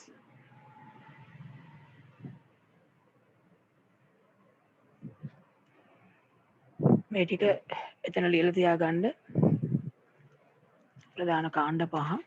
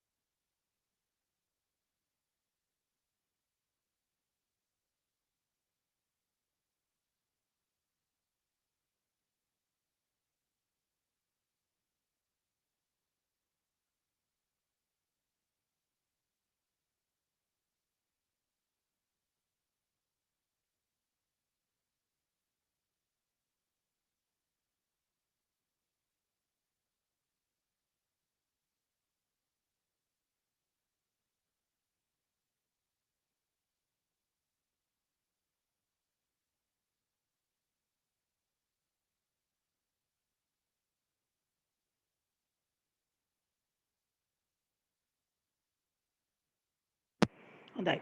දැන් මේ ටික ලියාගෙන ඉවරයිනේ. දැන් කාණ්ඩ 5 එතකොට මතක තියාගන්න වෙනවා හැබැයි. ඒකෙන් අපි මුලින්ම කතා කරන්න යන්නේ පිස්කේස් ගැන. ඒ කියන්නේ මත්ස්‍යයින් ගැන. මත්ස්‍යයෝ මාළු. මොනවද මාළු ගැන දන්නේ? සමහරුන්ගේ නම් ගෙවල් වල මාළු ඇති. නේද? සමහරු මාළු ඇති කරනවා, සමහරු මාළු කනවා. සමහරු දැකලත් ඇතිනේ. අපි ඔය මින් මැදුරට එහෙම ගියාම මත්ස්‍යෝ දකිනවා. ඇලවල් වල දොලවල් වලත් මත්ස්‍යෝ දකිනවා. මාළු ගැන මොනවද දන්නේ එතකොට? මේගොල්ලන්ගේ විශේෂම ලක්ෂණය තමයි මේගොල්ලෝ හැඩ ගැහිලා ඉන්නේ කොහේ ජීවත් වෙන්නද? මේගොල්ලෝ ජීවත් වෙන්නේ හැඩ ගැහිලා ඉන්නේ ජලයේ ජීවත් වෙන්න. ජලයේ. ඔව්. ජලයේ ජීවත් වෙන්න තමයි හැඩ ගැහිලා ඉන්නේ. හැබැයි දැන් මේ ජලයේ ජීවත් වෙන්න හැඩ ගැහිලා කියලා කියන්නේ දැන් අපිට මාළු වගේ ජලය ඇතුලේ ජීවත් වෙන්න බෑනේ. ජලයට බහැලා ඕනනම් ඉතින් පීන ඉඳලා ගොඩට එන්න පුළුවන්. හැබැයි අපිට ජලයේම ජීවත් වෙන්න බෑ. අපිව එබුවොත් එහෙම වතුර ඇතුලේ බුබුලු 3-4ක් ගිහිල්ලා එහෙමම යට යයි. ඊට පස්සේ ටික වෙලාවකින් උඩ එයි. හැබැයි මාළුවෝ හැමදාම වතුරෙම ඉන්නවා. ඒගොල්ලෝ මාළු වතුර මතු පිටරත් එනවා යටටත් යනවා. මාළුවෙක් අල්ලලා වතුරේ එබුවා ඔබාගෙන හිටියා කියලා ඌව මැරෙන්නේ නැහැ. හැබැයි අපි මිනිස්සෙක්ව හරි බල්ලෙක්ව හරි බලලෙක්ව හරි තෝත් හිටපන් මාළුවෙක් වගේ ඇතුළට වෙලා කියලා වතුරේකට දාලා ඔබාගෙන හිටියොත් එහෙම මොකද වෙන්නේ? ඔව්. වායු බුබුලු 2-3ක් එයි. ඊට පස්සේ පස්සේ උඩ පාවෙයි. ඔව් එතකොට පාවෙන්න පුළුවන්. හැබැයි පීනන්න බෑ. ඇයි මේගොල්ලන්ට එහෙම වතුර ඇතුලේ ජීවත් වෙන්න බැරි? බල්ලන්ට, බලලුන්ට, මිනිස්සුන්ට වතුර ඇතුලේ ජීවත් වෙන්න බැරි ඇයි? මාළුන්ට කිසි ප්‍රශ්නයක් නැහැනේ. මාළුවා ඇතුලේ ඔබාගෙන හිටියා කියලා එහෙම ප්‍රශ්නයක් වෙන්නේ නැහැ. ඇයි මේ අනිත් මම ඔය කියපු සත්තු බල්ලෝ, බලල්ලෝ, මිනිස්සු, කොටි, දිවි, වඳුරෝ ඒ වගේ අය වුණත් දැන් ඒගොල්ලන්ට පීනන්න නම් පුළුවන් නේ. නේද? දැන් ඔයගොල්ලන්ට සමහර අයට පීනන්න පුළුවන්. ගිලි හරි පීනනවනේ. දැන් පීනන්න පුළුවන් වුණාට වතුරේ ජීවත් වෙන්න බෑ. අපිට තියෙන ප්‍රධානම ගැටලුව තමයි වතුර ඇතුලේ ඉද්දි වාතය ලබා ගන්න බෑ. ඔව්. වතුර ඇතුලේ ඉද්දි වාතය ලබා ගන්න බැරුව යනවා. හැයි දැන් මාළුන්ට මේ ප්‍රශ්නේ නැත්තේ.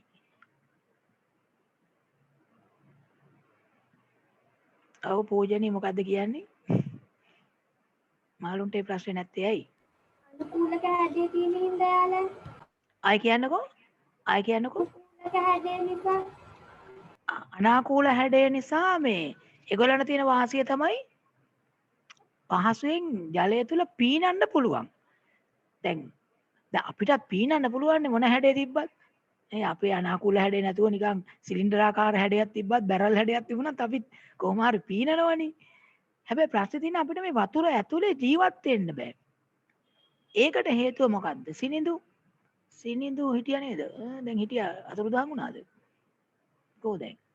මම දැක්ක ඉන්නවා. නෑනේ දැන්. තිහාන් ඔව් වතුර ඇතුලේ ජීවත් වෙන්න පුළුවන් මාළුන්ට අපිට බෑ. ඇයි ඒ?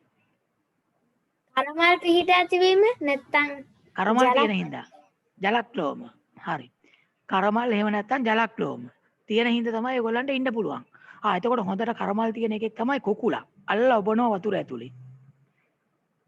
කුකුලාට කරමල් තියෙනවන්නේ. එවුවොත් ඉඳීද? ඔව් අර කියපු උත්තරේ හරි ඈ මම මේ බීලුවට කිව්වේ. මේ කරමල් තියෙන හින්දා තමයි ඒගොල්ලන්ට ජීවත් වෙන්න පුළුවන්. හැබැයි කුකුලාගේ තියෙන ඔය කරමල් කියන්නේ ඒ කරමල් නෙමෙයි. ඒ කුකුලාගේ තියෙන කරමලුයි මාළුවාගේ තියෙන කරමලුයි කියන දෙකක්.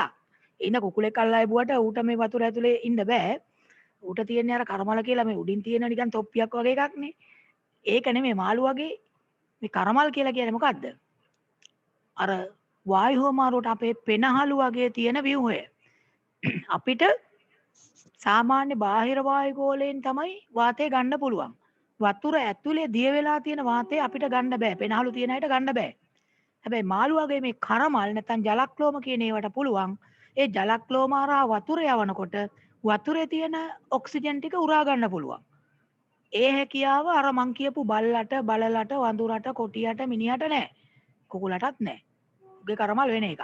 එතකොට අන්නේ හින්දා තමයි ඒගොල්ලන්ට ජීවත් වෙන්න බැරි.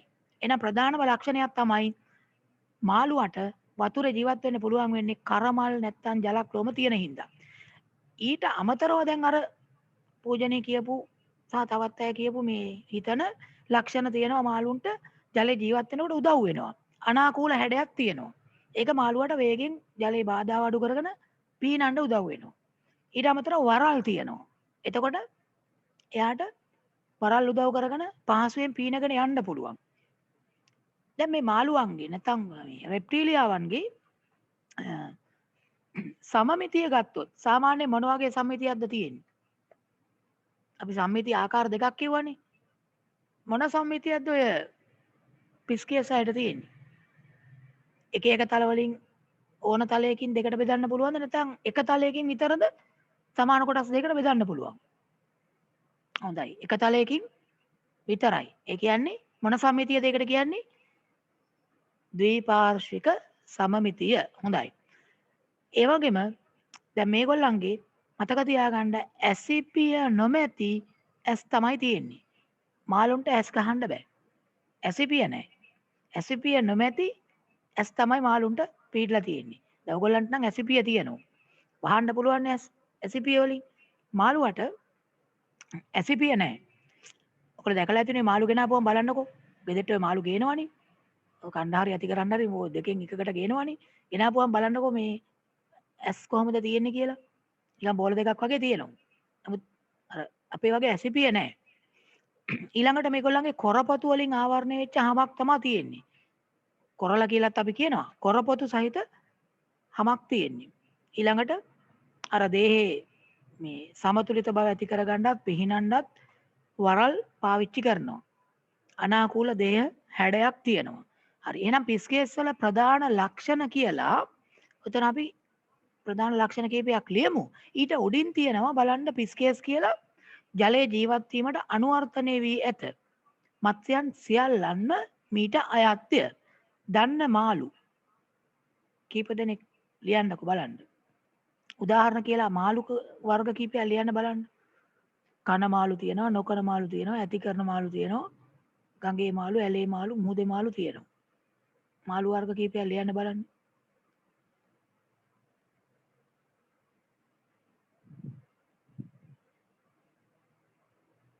උදාහරණ කියලා මාළු වර්ග කීපයක් ලියන්න එතන. කණ්ඩ ගන්න මාළු දන්නවනේ. සාලයා, බලයා, තෝරා, මෝරා, හාල් මැස්සා, ඒගොල්ලෝ. ඊළඟට ඇති කරන මාළු gold fish, angels, තමොක්කුද සමහරු කියනවා ගප්පි, සාරි ගප්පි. හරි. හොඳයි. දැන් ගොඩක් අය මඩුවා, තිලාපියා ඔව් පූජනීය හරි ලියලා තියෙනවා. gold fish, තෝරා, මෝරා, සාලයා, බලයා, මඩුවා කියන එක්කෙනත් තුමාට අහලා ඇති දැකලත් ඇති. හාල් මැස්ස, සාලයා ඒගොල්ලෝ ලියන්න පුළුවන්. හොඳයි. හරි. ඊට අමතරව ඇති කරන මාළු ලියන්න පුළුවන්. gold fish, angels, guppy, sari guppy, තිලාපියා. හොඳයි. සමහර අය පෙන්නනවා. හොඳයි.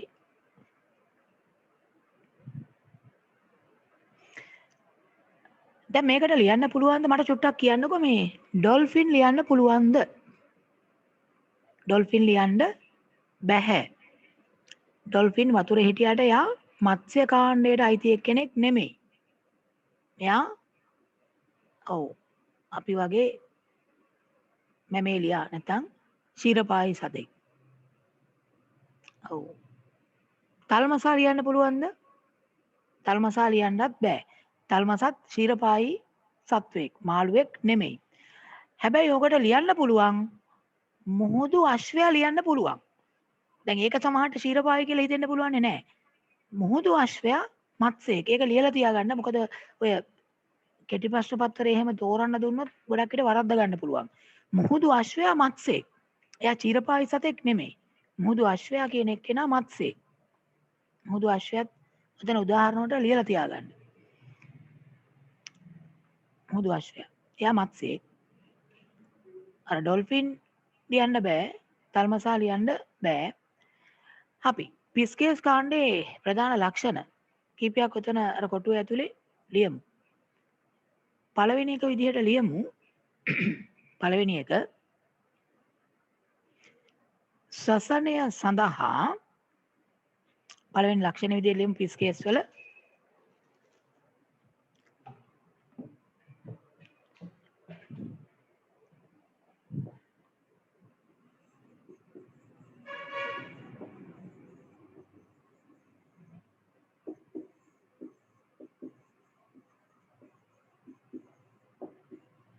ශ්වසනය සඳහා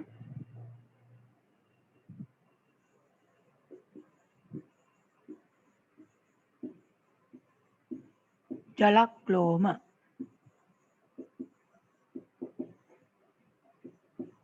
ඒවටම තමයි අපි කරමල් කියන්නේ. ඇත. අපිට තියෙන පෙනහලු. මේගොල්ලන්ට තියෙන කරමල්. ඒ වගේම ඇසිපිය නොමැති ඇස් තියෙනවා. ඇසිපිය නොමැති ඇස් ඇත.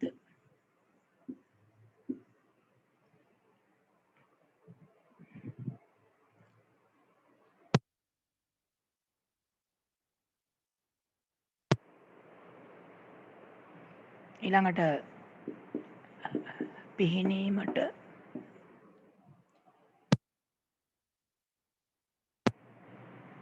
සහ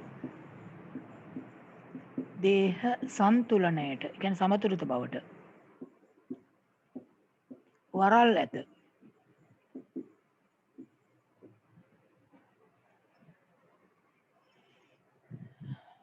ඊළඟට දේහාවරණය තියෙනවා. කොරපොතු වලින් ආවරණය වෙලා තියෙන දේහය. දේහය කොරපොතු වලින් ආවරණය වී ඇත. කොරපොතු වලින් ආවරණය වෙලා තියෙනවා. ඊළඟට අර අනාකූල හැඩයක් තියෙනවා. අනාකූල කියන්නේ දෙපැත්ත සිහින් මැදින් මහත හැඩය. අනාකූල හැඩයක් ඇත. ඒක පල්ලෙහා පන්තිවලදී කතා කරලා තියෙන මතක ඇති. මෙන්න මේ වගේ හැඩයක් තියෙන්නේ. ඔයගේ හැඩයක් තියෙන මැදින් මහතයි දෙකලවර සිහින්. අනාකූල හැඩයක් තියෙන්නේ.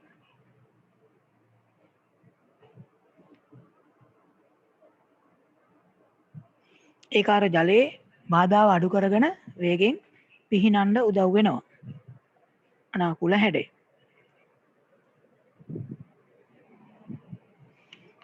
ඔයගොල්ලෝ අර දැන් පොතේ සටහන මං කියන්නේ ලියන්න ඕනේ කියලා.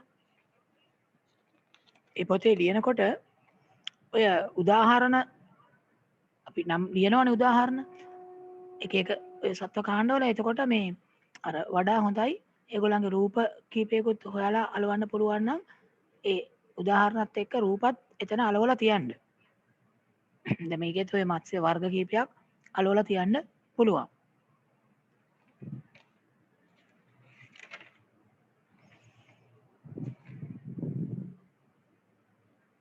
හරිද? දැන් එතකොට මේ ෆිස්කේස් නැත්නම් මත්ස්‍යෝ කියන කට්ටිය විශේෂයි. මොකද මේගොල්ලෝ අර ජලයේ ජීවත් වෙන්නම හැඩ ගැහිච්ච කට්ටියක්.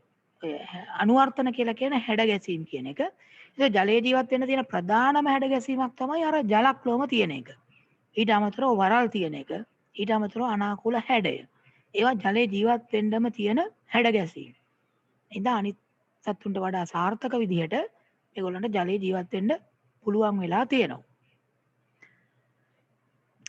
ඇම්පීබියා කියන්නේ කාටද? මොකද මේගොල්ලන්ගේ තියෙන විශේෂත්වය ඇම්පීබියාවන්ගේ. මේකට අයිති උදාහරණ මතක් කරොත්. ඔව් හොඳයි. ඇම්පීබියාවන්ට අදාළ උදාහරණ මතක් කරොත් ගෙම්බා, මැඩියා, තව ඉන්නවා අර හූනෙක් වගේ එකෙක් සලමන්දරා, තව ඉන්නවා පණු ගෙම්බා කියලා එක්කෙනෙක්. ඔයිට අමතරව නිකන් කටුස්සෙක් වගේ එකෙක් ඉන්නවා මේ උඩ කියන්නේ නුට්ටා කියලා. නුට්ටා. පණු ගෙම්බා, සලමන්දරා, මැඩියා, ගෙම්බා, නුට්ටා කියලාත් එක්කෙනෙක් ඉන්නවා. මේගොල්ලන්ගේ දැන් ප්‍රධානම ලක්ෂණයක් තමයි මේ බිත්තර දාන ජලය අත්‍යවශ්‍යයි. ජීවන චක්‍රයේ මුල් අවස්ථාව ජලය තමයි ගත කරන්නේ. හැබැයි පරිණත වුණාට පස්සේ ජලයේ ගොඩ බිමත් දෙකේම ජීවත් වෙන්න පුළුවන්. හැබැයි අනිවාර්යෙන් බිත්තර දාන්න ජලය අවශ්‍ය වෙනවා. බිත්තර වලින් එළියට එන ජීවියා ජීවත් වෙන්නේ මුල් කාලේ ජලයේ. ඊට පස්සේ පරිණත වුණාම ජලයේ ගොඩ බිම දෙකේම මේගොල්ලන්ට හොඳින් ජීවත් වෙන්න පුළුවන්කමක් තියෙනවා. බලන්න ඇම්ෆීබියා කියන එකේ තියෙනවා දැන් මේ ඇම්ෆීබියා කියනකොට උභයජීවීන් අයත් කාණ්ඩය වේ. ජීවන චක්‍රයේ එක් අවධියක් ජලජ පරිසරයේ ගත කරයි. ඒක විශේෂ කාරණයක්. ජීවන චක්‍රයේ එක අවධියක් ජලජ පරිසරයේ තමයි ගත කරන්නේ. බිත්තර දැමීමට ජලය අත්‍යවශ්‍ය වේ. යන්නේ ඒක හයිලයිට් කරන්න. බිත්තර දැමීමට ජලය අත්‍යවශ්‍ය වේ කියලා තියෙනවනේ. ඒක හයිලයිට් කරන්න. නමුත් පරිණත වූ පසු ජලයේත් ගොඩබිමත් දෙකෙහිම ජීවත් විය හැකිය.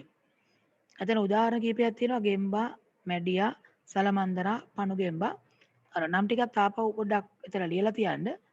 ඔයිට අමතරව මං කිව්වා අර නොට්ටා කියන එකටත් මේකට අයිතියි. හැබැයි මේ සමහර කට්ටිය වරද්ද ගන්නවා මතක තියාගන්න මේ උභයජීවී කාණ්ඩයට අයිති වෙන්නේ නැහැ. ඔය කිඹුලා, ඉබ්බා වගේ අය මේකට අයිති නැහැ. කිඹුලා, ඉබ්බා වගේ අය උභයජීවීන් නෙමෙයි. ඒගොල්ලෝ උරංගයෝ. ගෙම්බා, මැඩියා, සලමන්දරා, පණුගෙම්බා මම තව එක්කෙනෙක් ගැන කිව්වා නුට්ටා කියලා. එයාවත් එතකොට ලියන්න පුළුවන්. ඒතර මේ උභයජීවීන්ට උදාහරණ විදියට ඒගොල්ලන්ගේ නම් ටිකක් ලියලා තියන්න.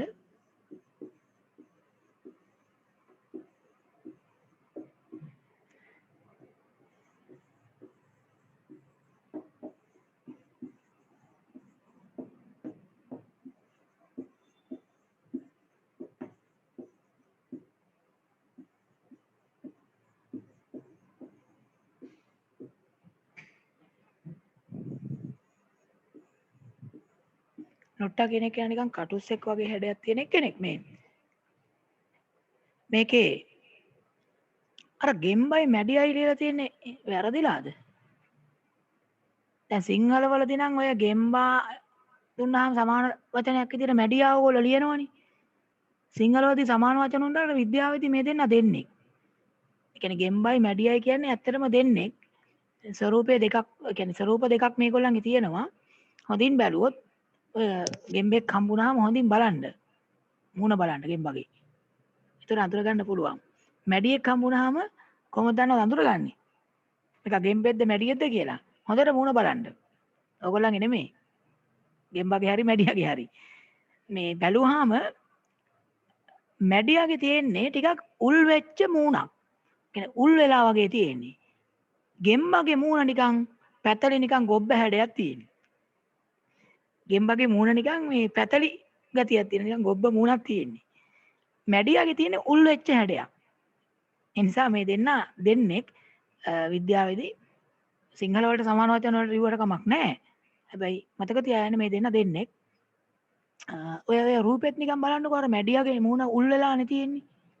අර ගෙම්බගේ නිකන් පැතලි වගේ හැඩයක් තියෙන මහතයි මූණ. සලමන්දරා නම් මේ කහ පාට කළු පාට මිශ්‍රව ශරීරයේ තියෙන නිකන් හූනෙක් වගේ සතෙක්.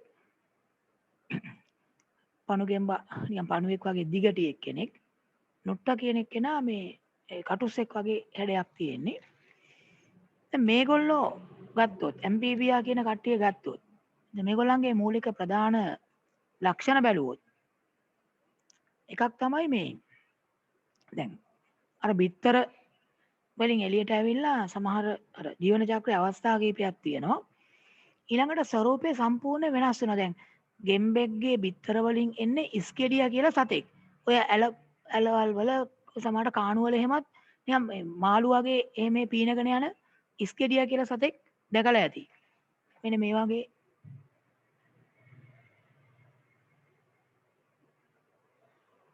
වගේ කෙනෙක් ඉස්කෙඩියා කියලා කියන්නේ. මෙයා තමයි ටික ටික වර්ධනය වෙලා ඔය ගෙම්බෙක් බවට පත් වෙන්නේ. එතකොට දැන් ඉස්කෙඩියා ගෙම්බෙක් බවට පත් වෙනකොට අර මේ ශරීරයේ රූපීය ස්වභාවය සම්පූර්ණ වෙනස් වෙනවා.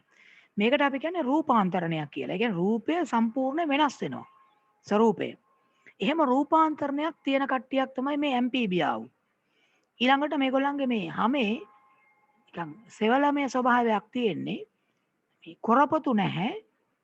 අර දියර වගේ ශ්‍රාවය වෙනවා. සෙවලමේ ගතියක් තියෙනවා. ඊළඟට සංචරණයට ගාත්‍රා තියෙනවා. පාද තියෙනවා. ශ්වසනයේ වැදගත් මේගොල්ලන්ට පුළුවන් හම හරහා වාතය ඇතුල් කරගන්න පුළුවන් අර තෙත සහිත හමෙන්. ඒ වගේම පෙනහළු හරහත් පුළුවන්. පෙනහළුත් තියෙනවා. ඊළඟට මුඛ කුහරයෙන් පුළුවන් කෙලින්ම වාතය ඇතුල් කරගන්න. ඒ කියන්නේ අපි වගේ මේ කටෙන් හුස්ම ගන්නවා කියන එක නෙමෙයි. ඒ කියන්නේ කටේ තියෙන හම හරහා ශරීරයට වාතය ඇතුල් කරගන්න පුළුවන්. ඒ නිසා මේ ශ්වසන පෘෂ්ඨ තුනක් තියෙනවා. ශ්වසනයේ වායු හුවමාරුව කරන පෙනහළු, තෙත සම, ඊළඟට මුඛ කුහරය. මේ තුනෙන්ම ඔක්සිජන් ඇතුල් කරගන්න පුළුවන්. ඇම්පීබියා කාණ්ඩේ ලක්ෂණ කීපයක් එන ලියමු එතන. ඇම්පීබියා කාණ්ඩේ ලක්ෂණ කියන එකේ පළවෙනි එක විදිහට ලියමු.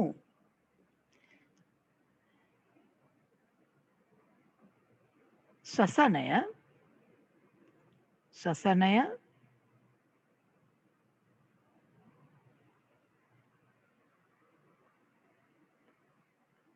පෙනහළු, තෙත සම, ශ්වසනය පෙනහළු, තෙත සම හෝ මුඛ කුහරය.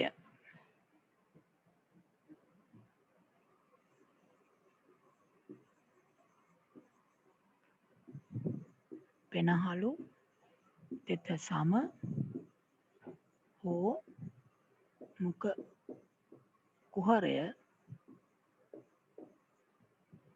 මගින්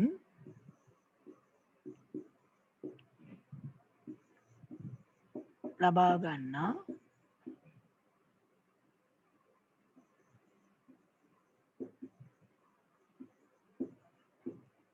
ඔක්සිජන් වලින් සිදුවේ. මේ ඕනම ආකාරයකට ඕනම තැනකින් එයාට ගන්න පුළුවන් ඔක්සිජන් ඇතුල් කරගන්න පුළුවන්. ඒ වගේම රූපාන්තරණයක් තියෙනවා. රූපාන්තරණයක් ඇත. ජීවන චක්‍රය අර දේහ ස්වරූප කීපයක් තියෙනවා. ජීවන චක්‍රය ඇතුලේ.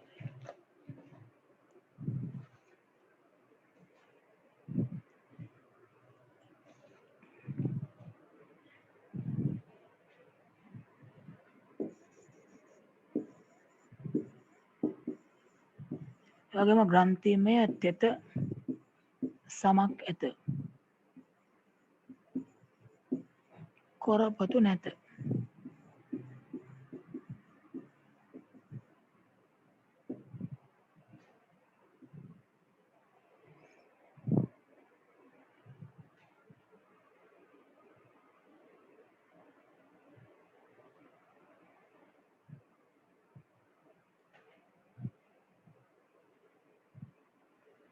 ඊළාට ගොඩක් අයට පාද තියෙන සංචරණයට ඒට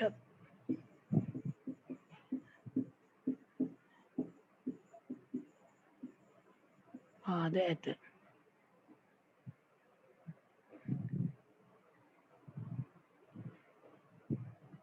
ඒවා ප්‍රධාන ලක්ෂණ විදිහට ගන්න පුළුවන්. ඇම්පීබියා කාණ්ඩයට අයිති.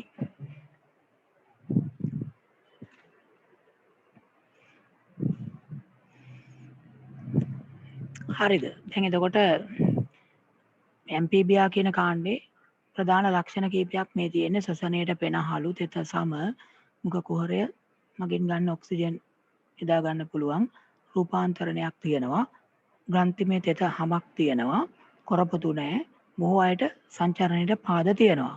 ඒක කලින් කිව්වා ජීවන චක්‍රය සම්පූර්ණ කරන්න ජලය උවමනා වෙනවා. පිටර දාන්නේ ජලයේ. උදාහරණ විදිහට ගත්තොත් ගෙම්බා, මැඩියා, සලමන්දරා, පණු ගෙම්බා, නොට්ටා වගේ සත්තුන්ව ගන්න පුළුවන්. ඒතර අපි දැන් අද කාණ්ඩ කීපයක් කතා කරා. දැන් මේ කාණ්ඩවල ඔයගොල්ලෝ පාඩම් කරනකොට ඒ කාණ්ඩයේ ලක්ෂණ මොනවද? කාණ්ඩයට අයිති සත්තුන්ට උදාහරණ මොනවද? ඒවා මතක තියාගන්න වෙනවා. ඉතින් අපි මේකේ මුලින්ම කතා කරපු එකට ගියොත් එහෙම අද අපි කතා කරේ මේ මෙන්න මේ කට්ටිය ගැන මුලින්ම. මේ කවුද මේ කාණ්ඩය මොකද්ද? මේ කාණ්ඩය මොකක් කියලාද කිව්වේ? ඇනලීඩා. හොඳයි. ඇනලීඩාවන්ගේ ලක්ෂණ මතක් කරොත් එහෙම. මොනවද ඇනලීඩාවන්ගේ ලක්ෂණ? පණුවාකාරයේ දේහයක් තියෙනවා කිව්වා. සමමිතිය මොන සම්මිතියක්ද? ද්විපාර්ශ්වික සම්මිතියක්. හොඳයි. දේහ ඛණ්ඩනයක් තියෙනවායි කියලා කිව්වා. දැඩි කෙඳි තියෙනවා ශරීරේ. ඒතර උදාහරණ විදිහට ගැඩවිලා කූඩල පත්තය ගැන අපි කිව්වා. ඊළඟට මේ කට්ටිය අයිති වෙන කාණ්ඩය මොකද්ද? දැල්ලා කාවාටියා අටපියල්ලා ඇද්දත් කටුවා කාණ්ඩය තමයි මොලුස්කා. දැන් මොලුස්කාවන්ගේ ලක්ෂණ ගත්තොත් මේගොල්ලන්ට අදාළ ලක්ෂණ වගේක් අපි කතා කරානේ. මෘදු දේහයක් තියෙනවා කිව්වා. සම්මිතිය ද්විපාර්ශ්වික සම්මිතිය. පේශිමේ පාදයක් තියෙනවා කිව්වා. සමහරුන්ට කවචයක් තියෙනවා කටුවක්. උදාහරණ විදිහට ගත්තොත් ගොළු බෙල්ලා, කාවාටියා, දෙපියන් බෙල්ලා, දැල්ලා, හංගොල්ලා හොඳයි. ඒ වගේ අය අයිති වෙනවා. මේ ඉන්නේ මොකෙද්ද? ගොළු බෙල්ලේ මොලුස්කාවේ. මෙන්න මේ කට්ටිය අයිති වෙන කාණ්ඩය මොකද්ද? මේ කට්ටිය අයිති වෙන කාණ්ඩය මොකද්ද? විභාගෙදිත් ඔහොම අහන්න පුළුවන්. ඔව්. මේ කට්ටිය අයිති වෙන්නේ අනුදී මොන කාණ්ඩයටද අයිති වෙන්නේ අනුදී? නිකිනි. ඔව් නිකිනි කියන්න බාන මොන කාණ්ඩයටද? ආත්‍රපෝඩා.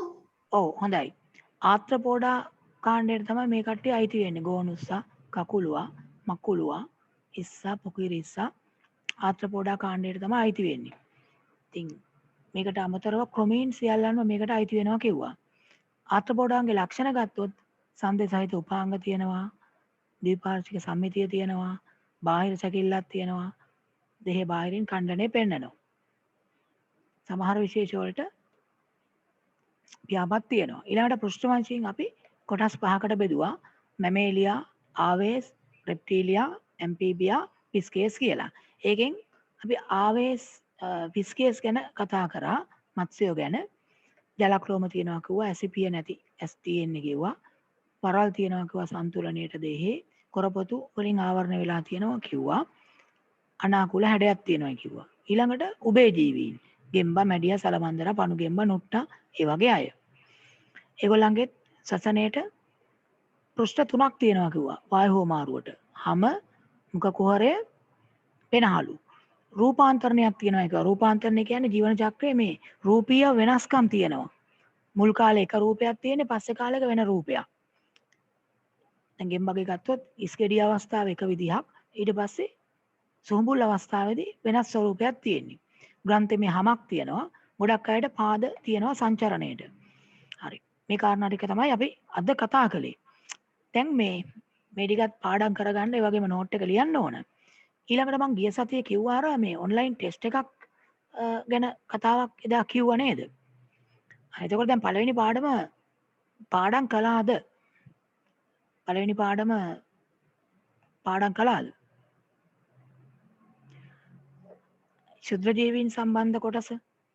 ඒකෙන් තමයි අර ඔන්ලයින් ටෙස්ට් එක තියෙන්නේ. දැන් පාඩම් කරේ නැත්නම් හෙට වෙනකොට ඒක පාඩම් කරගන්න. හෙට වෙනකොට මම ගෲප් එකට දානවා ඒ ඔන්ලයින් ටෙස්ට් එක. ඒකෙම කරගෙන යන්න තියෙන්නේ ඔයගොල්ලන්ට.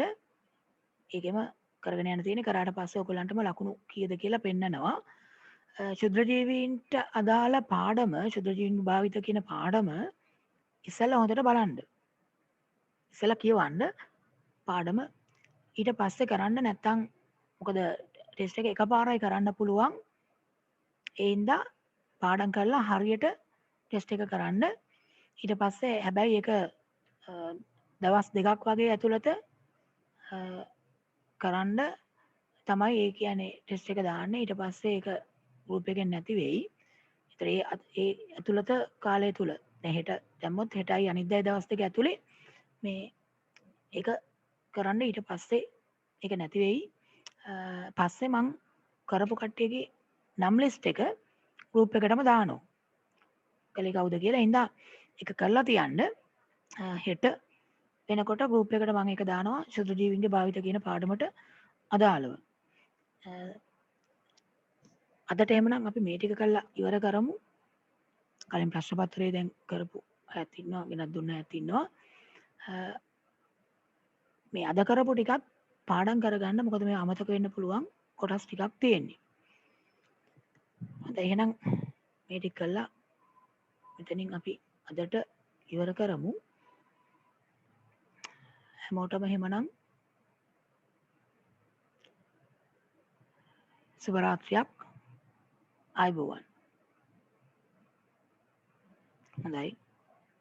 good night.